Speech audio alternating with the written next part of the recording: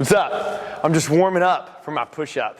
Happy Whiteboard Wednesday. So I talked to you last week about some push-ups. This week I'm going to talk to you about some more push-ups.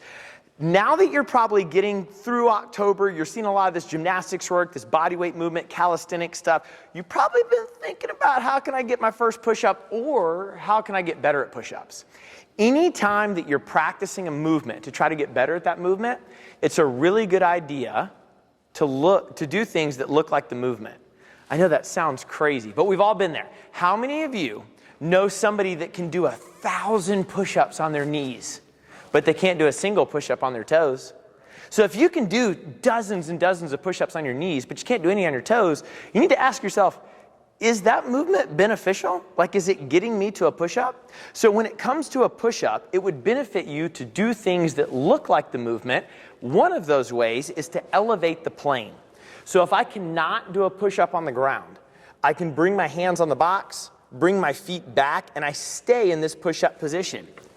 And I come down and up, and down and up. And that allows me to practice the push-up in the push-up position versus breaking the position and going on my knees. If you bring the box down to, let's say, 20 inches, you would make it harder, and you can work your way down to the ground.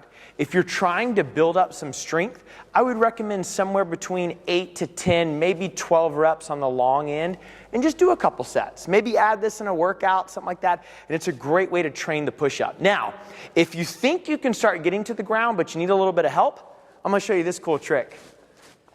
Come on over here. All right. Now this, you typically use bands for pull-ups, all right? But you can also use bands for the push-up. I wouldn't use a lot of bands. I already talked to you guys about that in the pull-ups, but I would use a minimal amount of bands needed. And what you're going to do, hang the band from the rig, loop it through like this, like I'm making a little triangle, and I'm going to sit through the band and lean over. I'll now come into push-up position and drop my body down and up and down and up. I now get to practice the push-up in the actual position so I can start training my strength. When you're done, walk in, grab the band, and then stand up. Notice I said grab the band first. That way it doesn't coil up in your shirt and smack you in the mouth. You don't want to do that. Grab the band, sit up, and step out. Once the green gets easy, go down to a blue. Once the blue gets easy, go down to a red. But if you're not in the push-up position, it's going to be very hard to train the push-up and actually get better at it. So use some of these tools to stay in the push-up position, practice sets of 8, 10, 12 reps, do 3, 4, 5 sets, build strength, and then you get your first push-up or just get really great. Get your first 20. Happy Whiteboard Wednesday.